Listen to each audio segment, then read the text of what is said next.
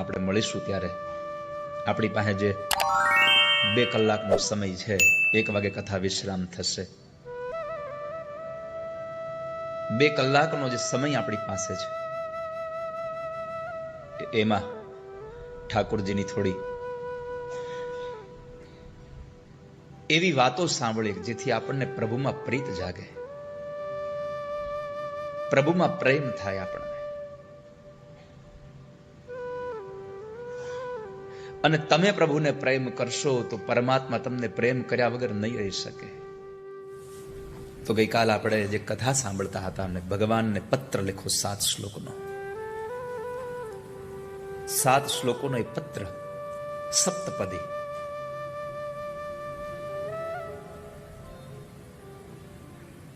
માતાજીએ લખ્યું છે, શ્રુત્વા ગુણાન ભુવન સુંદર શૃણવતાંતે. હમણાં હરિઓમ બાપા કહેતા હતા ને કે અમે આશીર્વાદ દેવા નહીં લેવા આવ્યા છીએ.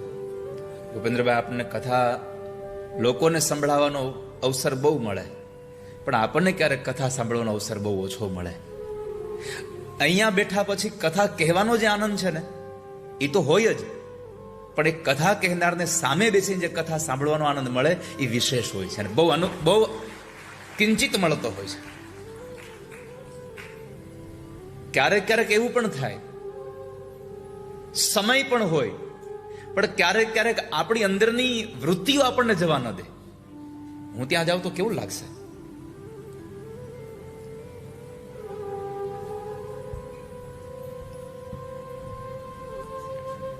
જ્યારે જ્યારે કથામાં જવાનો અવસર મળે ત્યારે હું પ્રાયઃ એવા પ્રયત્નો સાથે જવાનો વિચાર કરું કે બને તેમ કથા વધારે આપણને સાંભળવા મળે.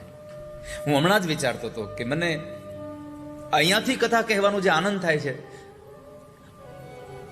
એ મને મારી કથા સાંભળો, હું જે કથા તમને ઠાકોરજીની સંભળાવું એ તમે સાંભળીને આમ પ્રફુલ્લિત બનો છો, પ્રસન્ન બનો છો, આ અહેસાસ મને કોઈ દી નહીં મળે.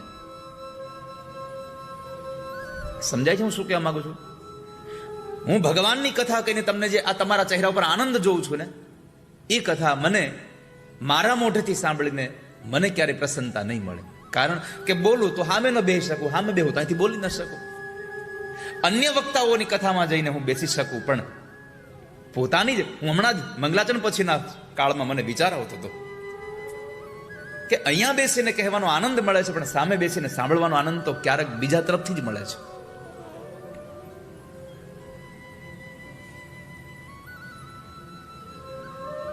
અને ભગવાનની કથા એવી છે કે આપણું ચિત્ત એમાં ચોંટાડી દે છે.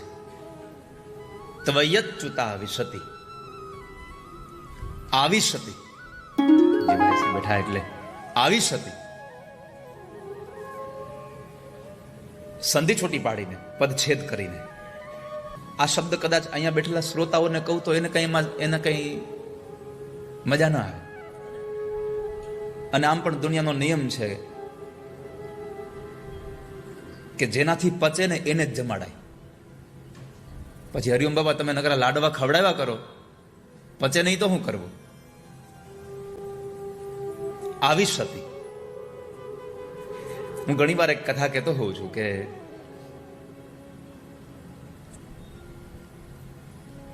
વિદેશમાં એક ભાઈ સમય છે ને, હા કઈ, અને તમને જ્યારે જવું છોડશો, હા કોઈ ચિંતા નથી, કારણ કે અમારું તો આ ગાડું ચાલુ થાય પછી ક્યાં જઈને ઉભું રહે કઈ નક્કી જ નથી હોતું. અમે તો 1 વાગે કથા પૂરી કરવાનો ખાલી સમય લખ્યો હોય છે, પણ હજુ સુધીમાં આજ સુધીમાં કદી 1 વાગે કથા પૂરી થઈ એવો દાખલો જ બનતો. અને સૌથી વધારે એ એટલા માટે સમય કરતા આગળ કથા એટલા માટે કહેવાય છે કે જેટલી મને અહીંયાથી કથા કહેવાની જિજ્ઞાસા છે એના કરતા તમે લોકો આમ કરીને બેઠા છો, હજી અમને પીવડાવો, હજી અમને પીવડાવો.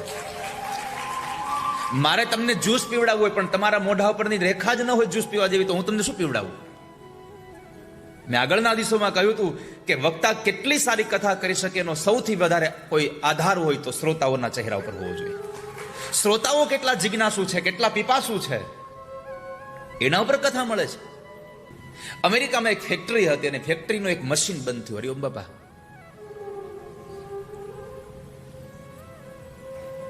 રોજનું લાખો રૂપિયાનું એનું કરોડો રૂપિયાનું પ્રોડક્શન હશે ને એ મશીન બંધ થયું તો એ મશીન જો એક દિવસ બંધ રહે તો લાખો રૂપિયાની ખોટ જાય. ટેકનિશિયન મળતો નહોતો. 2-3 દિવસ ટેકનિશિયન આવ્યો. એના માલિક અને એના બધા કારીગરો બધા જ ઉભા હતા. ખૂબ ધ્યાન દઈને સાંભળજો. તમને પણ જીવનમાં આ પ્રસંગ બહુ ઉપયોગી થશે.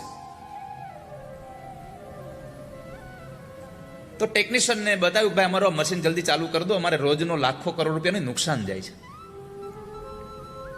ટેકનિશિયને પેલી સ્વિચ બંધ કરી ચાલુ કરી બંધ કરી ચાલુ કરી. મશીન ચાલે હતું એવું વળી પાછું બંધ થઈ જાય. થોડી વાર એમણે નિરીક્ષણ કરી અને બધા જ એની હાજરીમાં ઉભા હતા. એ માણસે પોતાની બેગમાંથી એક ટૂલ્સમાંથી એક હથોડી કાઢીને એક જગ્યાએ મારી મશીન ઉપર અને સ્વિચ પાડી તો જેવું મશીન હતું એવું ને એવું ચાલુ થઈ. બધા લોકોએ એપ્રિશિએટ કર્યું તાળીઓથી એમને. વાહ, બહુ સરસ ભાઈ, અમે આનંદિત થયા કે તમે જલ્દી અમારું મશીન ચાલુ કરી દીધું. પછી શેઠે પૂછ્યું કેટલા પૈસા આપવાના? એટલે પેલા માણસે કહ્યું $1000. $1000? હા. એક હથોડી મારવાના $1000? આ હથોડી તો અમારા કારીગરે મારી લે. ત્યારે પેલા ટેકનિશિયને કહ્યું કે વાત સાચી છે, હથોડી મારવાનો $1 છે, પણ કઈ જગ્યાએ મારવાની હતા એના 999 છે. ત્વયચ્યુતા વિશતિ ચિત્તમ પત્ર પવને. હે નાથ, મારું ચિત્ત તમારામાં ચોંટ્યું છે. શું કામે? 2 વસ્તુથી તમારામાં ચિત્ત ચોંટ્યું છે. ભગવાન, તમારા ગુણાનુવાદને સાંભળીને મારું ચિત્ત તમારામાં લાગ્યું છે. 2 રીતે તમને પરમાત્મામાં પ્રેમ થાય. એક, ઠાકોરજીની કથા સાંભળતા સાંભળતા, પ્રભુના ગુણાનુવાદને સાંભળતા સાંભળતા તમને પરમાત્મામાં પ્રેમ થઈ જાય. અને બીજું, પ્રભુને દર્શન કરતા કરતા તમને પ્રેમ થઈ જાય. કોઈ માણસના આપણે ગુણ સાંભળીને એનામાં આપણે આકર્ષિત થઈએ, કોઈને આપણે ખાલી આમ જોઈને આકર્ષિત થઈએ, ઓહો બહુ સરસ દેખાય છે. પરમાત્માના અંદર 2 વસ્તુ આપણને, કાં તો કાનથી કથા સાંભળી અને કાં તો બીજો શબ્દ આપ્યો અંગ. અંગનો અર્થ છે ભગવાનના દર્શન. નાથ, તમારી કથા સાંભળી સાંભળી મારું ચિત્ત તમારામાં લાગ્યું છે, મારું મન તમારામાં ચોંટ્યું છે, મેં તમારી હારે સંબંધ બાંધ્યો છે. ભગવાને પૂછ્યું કે મારો તમારો સંબંધ શું? એક સ્ત્રી અને પુરુષનો અનેક સંબંધ હોય, તો મારો તમારો સંબંધ શું?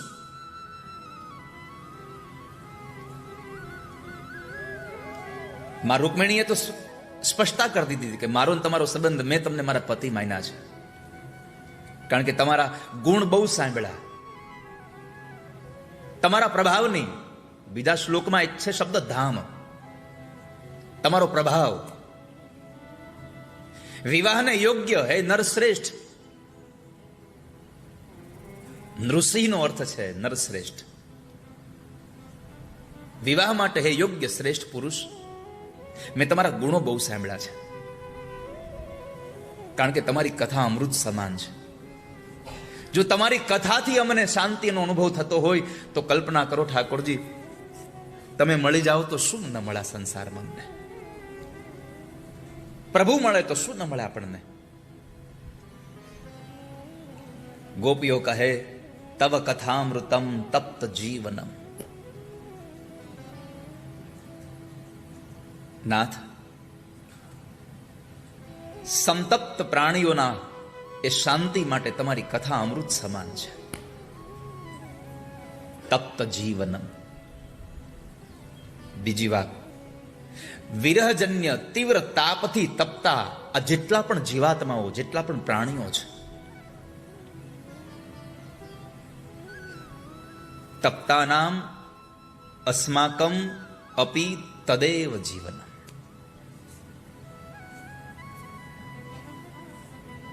તમારી કથામૃતના કારણે અમે જીવન છીએ, અમે જીવિત છીએ.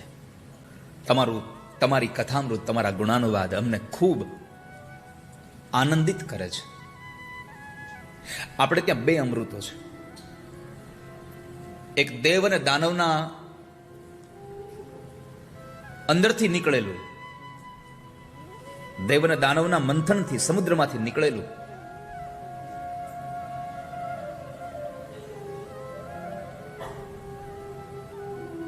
અમૃત, અને બીજું પ્રભુ તમારી કથામૃત. આ બે એવા અમૃતો છે. આ દુનિયામાં બે જ અમૃત છે, એક સમુદ્રમાંથી નીકળ્યું અને એક પ્રભુની કથાનું અમૃત. સમુદ્રમાંથી નીકળ્યું એ અમૃતનું પાન કરીને દેવો અમર બન્યા.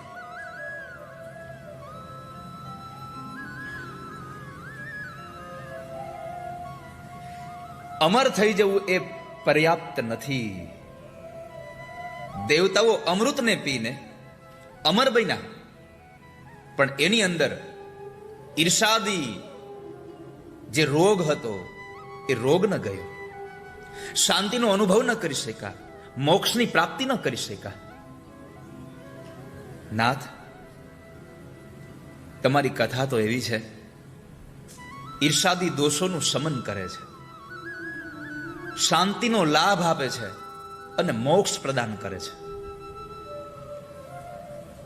સમુદ્રમાંથી મેળવવા માટેના અમૃત માટે દેવો અને દાનવોને ઝઘડો કરવો પડ્યો, પણ તમારી કથામૃત માટે આ સંસારમાં ક્યાંય ઝઘડો કરવો નથી પડતો. એ તો પ્રેમથી મળી જાય છે. ક્યાંય સાંભળ્યું કથા માટે ઝઘડો કર્યો તઈ માંડ કથા થઈ? એ ઝઘડાને શાંત કરવા કથા કરવી પડે છે. કથા કરવા ઝઘડો નથી કરવી પડતો ક્યારે. ઝઘડો શાંત થઈ જાય એટલા માટે કથા છે. પ્રભુ, તમારી કથા મોક્ષનું પ્રદાન કરનારી છે. તમારી કથા વિવિધ કામોને અને કર્મોને નિરસન કરનારી છે, નિર્મૂલ કરનારી છે, ઉન્મૂલ કરનારી છે. બે વસ્તુ, એક ભગવાનની કથાથી અને એક ભગવાનના સાક્ષાત્કારથી.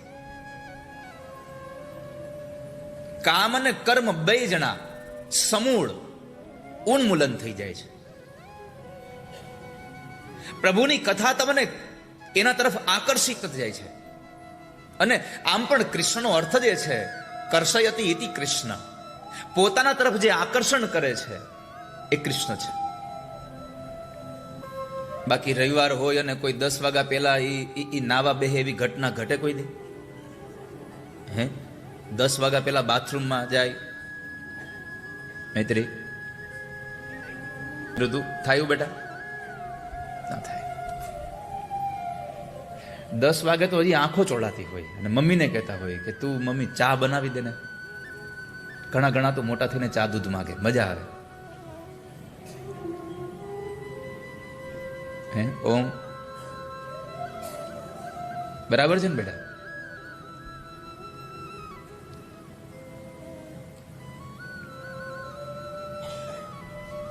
પરમાત્માની કથા આપણને કેટલું આકર્ષણ કરે છે, એનું પરમાત્માની કથાનું આકર્ષણ લાગ્યું છે.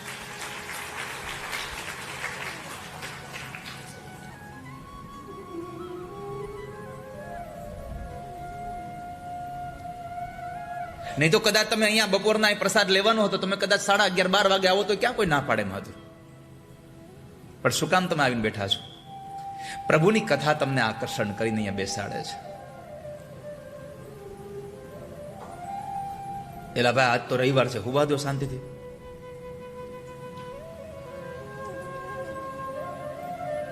કેટલું સૂઈ શકો?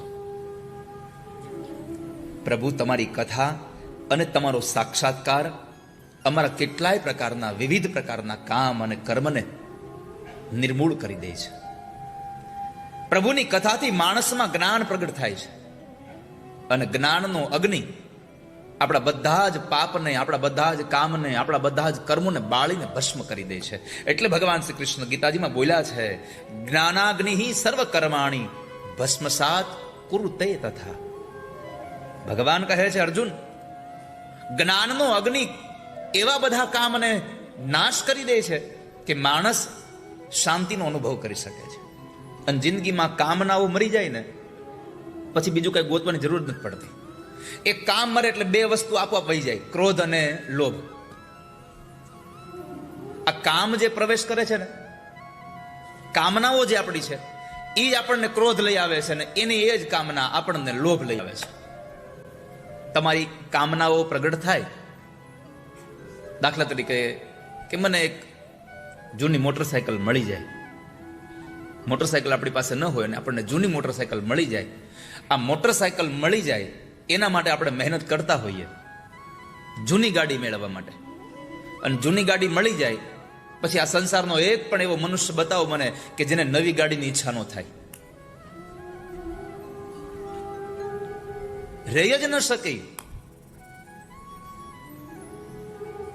જૂની ગાડી મળી તો નવી ગાડીની ઈચ્છાઓ જાગી.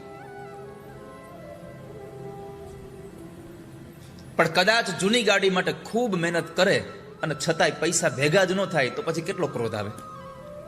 ઈચ્છાઓ જો જાગે અને સંતોષાઈ જાય તો લોભ જાગે, અને ઈચ્છા સંતોષાઈ ન જાય તો ક્રોધ જાગે છે.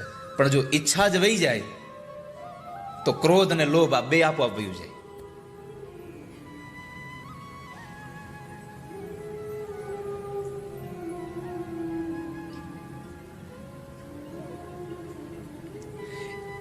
ઈચ્છાઓ સંતોષાઈ જાય ને એવું પરમાત્મા પાસે ઓછું માગવું, ઈચ્છાઓ જ શાંત થઈ જાય આવું પરમાત્મા પાસે માગવું. અને જ્યારે ઈચ્છાઓ શાંત થઈ જશે પછી તમને શાંતિનો અનુભવ થશે. આપણા ઉપનિષદો કહે છે વિદ્યતે હૃદય ગ્રંથિ છિદ્યંતે સર્વ સંશયા. જેની હૃદયમાં જે ગાંઠો પડી છે કામનાની, એ કામનાની ગાંઠો પરમાત્માની કથાથી તૃપ્ત થાય છે. વિદ્યતે હૃદય ગ્રંથિ છિદ્યંતે સર્વ સંશયા.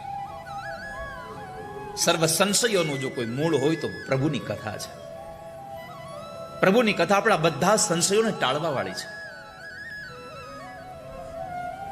અને ભગવાનની કથા જેમ જેમ સાંભળતા જાઓ તેમ તેમ તમારું પેટે ભરાતું જાય અને ભૂખે લાગતી જાય.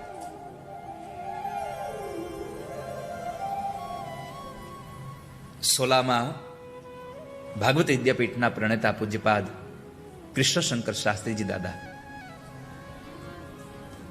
દાદાજી એવું કહેતા કે ભાગવતનો સાચો વક્તા એ નથી કે કથા સંભળાવીને તમને તૃપ્ત કરી દે. ભાગવતનો સાચો વક્તા એ છે કે તમને કથા સંભળાવીને તમારું પેટ ભરી દે પણ ભૂખ તો લગાડ્યા જ કરે. પાછું તમને કથા સાંભળવાની ઈચ્છાઓ જાગ્યા જ કરે. અને આ કથાનું ઘેલું જેવું છે, એકવાર લાગે પછી ઉતરે નહીં. અને ગમે તેટલી વિધિ કરાવો તો આ કથાનું ઘેલું ઉતરે નહીં. જયભાઈ બરાબર છે ને? હવે ગમે ત્યાં કથા હોય તો એમ થાય ચાલો ને એક દિવસ તો જઈ આવીએ, એકાદ વખત જઈ આવીએ. અને જ્યાં સુધી આ ઘેલું ન લાગે ત્યાં સુધી પરમાત્માની કથા આપણને ક્યાંથી પ્રાપ્ત થાય?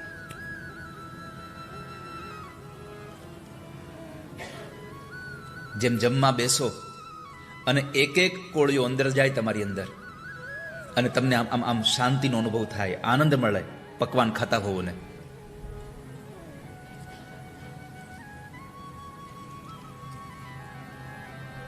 એવી જ રીતે પ્રભુની કથા સાંભળતા જાઓ, સાંભળતા જાઓ, સાંભળતા જાઓ, તમારું પેટ પણ ભરાતું જાય અને તરસ પણ લાગતી જાય.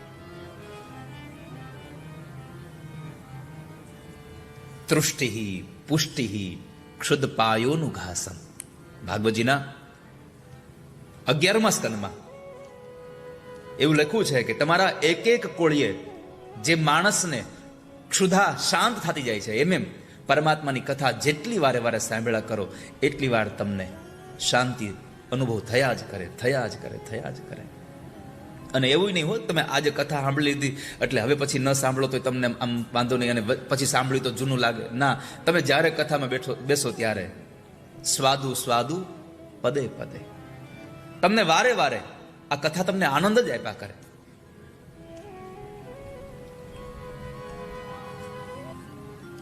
પરમાત્માની કથાથી પ્રભુ શાંતિનો અનુભવ થાય છે. શાંતિ એટલે મુક્તિ, પરમ ગતિ.